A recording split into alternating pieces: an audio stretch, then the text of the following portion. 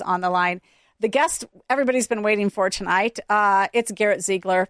He is the co-founder of Marco Polo. You've probably read about him lately. I know he was featured on Laura Ingraham, at least on one episode of this week. And that's because Hunter Biden has been after him for 2 years.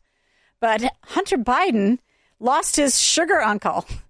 And he had to drop the lawsuit that he has had against Garrett Ziegler and Marco Polo for simply publishing his laptop contents, which is now public anyway. The FBI had a copy anyway. And so they want to drop that lawsuit because they can't afford to continue it. Meanwhile, Garrett has racked up thousands of dollars in legal expenses. And we just want to get his take on that. Garrett is a local guy. He's from Effingham. He's got a beautiful wife and I think 3 kids now. He was one of Peter Navarro's close associates. So, Garrett, thanks a lot. Thanks for coming on the program. Appreciate you. Thank you, Jeannie. It's always a pleasure. So tell us us your reaction. What's going on with this whole thing? Well, it's a federal case. Hunter is suing me in the Central District of California, Los Angeles, and he is seeking to dismiss this case without prejudice, which is a preposterous action because if he finds a new sugar brother, he could, in theory, just restart the case again. So any sane defendant in our position would demand that if he's going to drop this, A, it be with prejudice, meaning the case can't be brought again, and B, that he pay our legal fees, which are for this case alone is $197,000 as of Thursday. And so that is what our opposition was. The press, even the New York Post, which is a publication I like typically, they didn't get it completely right in that they said that I didn't want him to drop the case. I do want him to drop the case. I just don't want it to be on terms that are egregious. And right now he's requesting terms that are egregious. And the cover story, I do think he's out of cash, but that is in essence a cover story because Hunter has been out of cash since the fall when his dad stopped running for re-election. The reason why he asked to dismiss this on an ex parte basis, which means that we only got 24 hours to respond to his motion, is that we scheduled depositions for his sugar brother and Hunter. And if he didn't do an ex parte motion, Jeannie, they would have had to set for those depositions or be held in contempt for not showing up. So that's the real story. That we were going to depose Kevin, and Kevin is the money bags. That's the sugar brother who the IRS whistleblower said they weren't allowed to interview because he was connected to the CIA. Those aren't my words. Those are the IRS whistleblowers who testified to Congress. So the poor, starving artist shtick and the fact that his rental home, not his real home, his rental home burned down. And, of course, we're not ogres. We hate that anybody's rental home burns down. We don't want anybody's house to burn down. It's a terrible thing. But nevertheless, if you're like us, you actually, have a homeowner's insurance policy. Hunter was just a renter. Right. So the person who is inconvenienced by the fire the most is the person who owned the rental home, which ain't Hunter. So the story doesn't stand up to legal scrutiny, which is his lawyers on Monday morning last week should have wrote us and said, hey, our client doesn't have the resources to continue this litigation. In recognition of this, sign this stipulation to dismiss the case with prejudice. And guess what? We probably would have signed it. But he wanted his cake. He wanted to have his cake and eat it too. Why would I sign a stipulation to dismiss without prejudice, which means in 18 months, if he gets a new sugar daddy for whatever reason, he can bring it up against me again. I want to move on with my life and maybe go help the government. That's amazing. So I think the bigger issue is he didn't want to sit for a deposition. Precisely. Because he knows that I know more than even the congressional investigators. So the congressional investigators interviewed Hunter last January, as they did his sugar brother.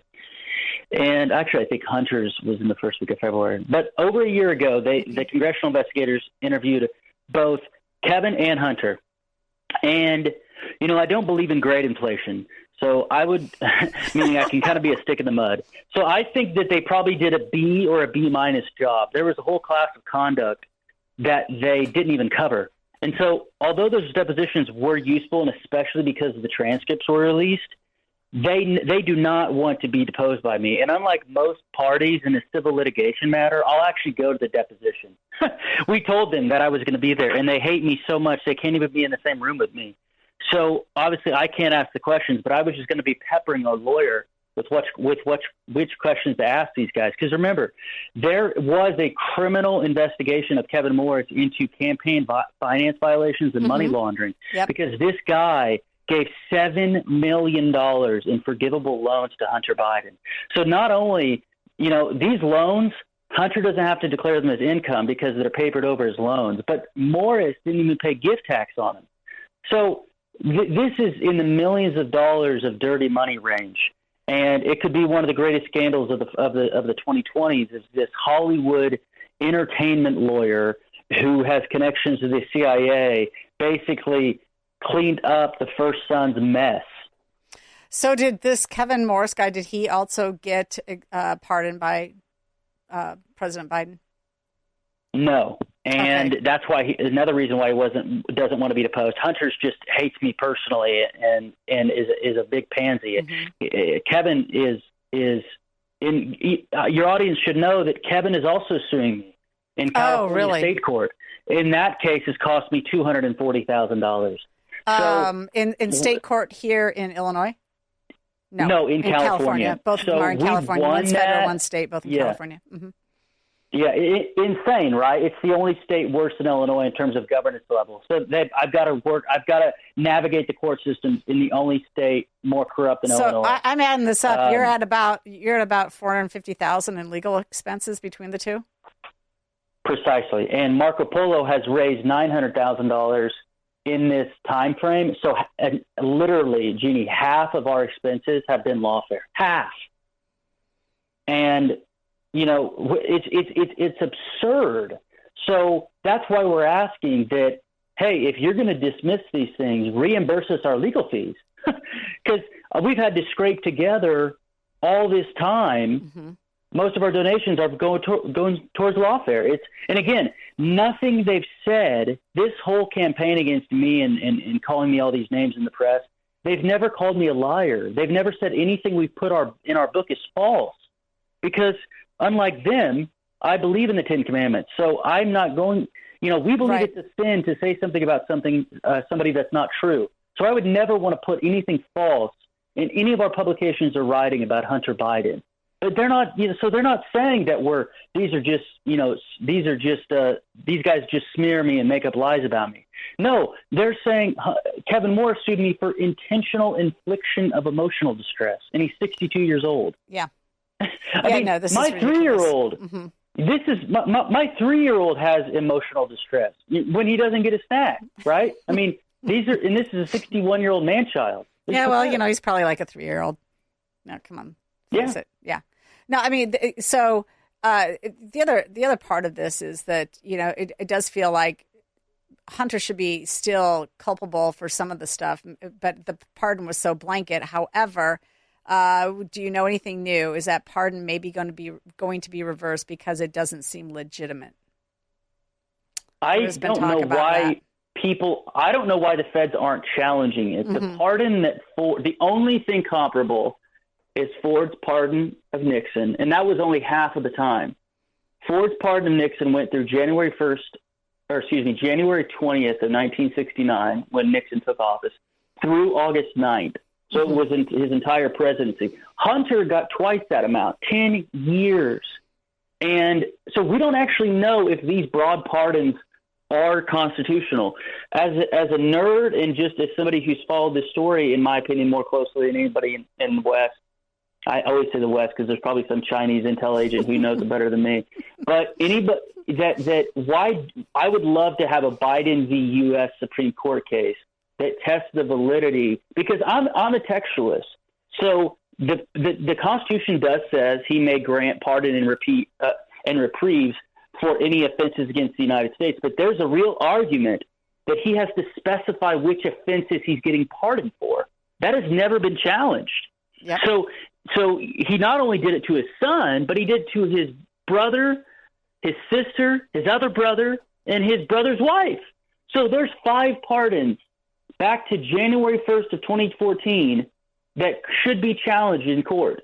And I would love a SCOTUS to weigh in, especially now that we have, I know Barrett's been a disappointment, but nevertheless, we do have 5-4, not even counting Barrett. Right. I would love for the SCOTUS to weigh in right now and say, yes, the president does have the power to grant pardons, but he has to specify which criminal act that the person did to receive the pardon. So I'm not sure if the feds are going to have that backbone. Usually AUSAs are timid, but, the last time I have not spoken to you since the conviction. Obviously, I listen to it right. your show every week on YouTube, but you had somebody from Illinois Policy on right after the conviction of Madigan.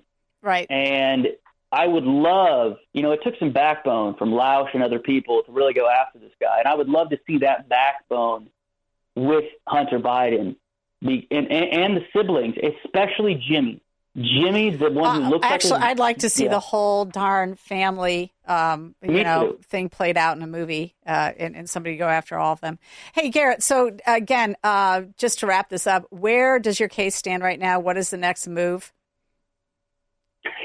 The federal case is in the judge's hands. He has Hunter's ex parte motion and our opposition there too. Okay.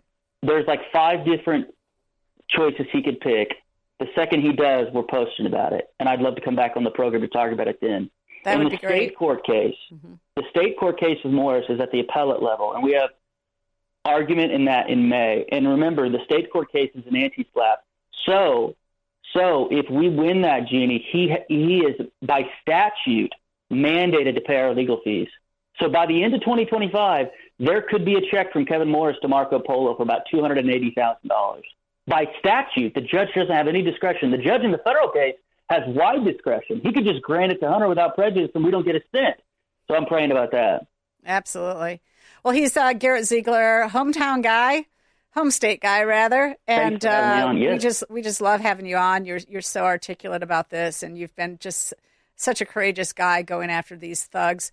We really appreciate your efforts. Thank you. Where again can people connect with you and donate to the cause? Yes, thank you. The book that I alluded to tonight is at BidenReport.com. Get your free copy there. There's physical copies. We're utilizing, speaking of Chicago and Illinois, we're now utilizing a Chicago printer.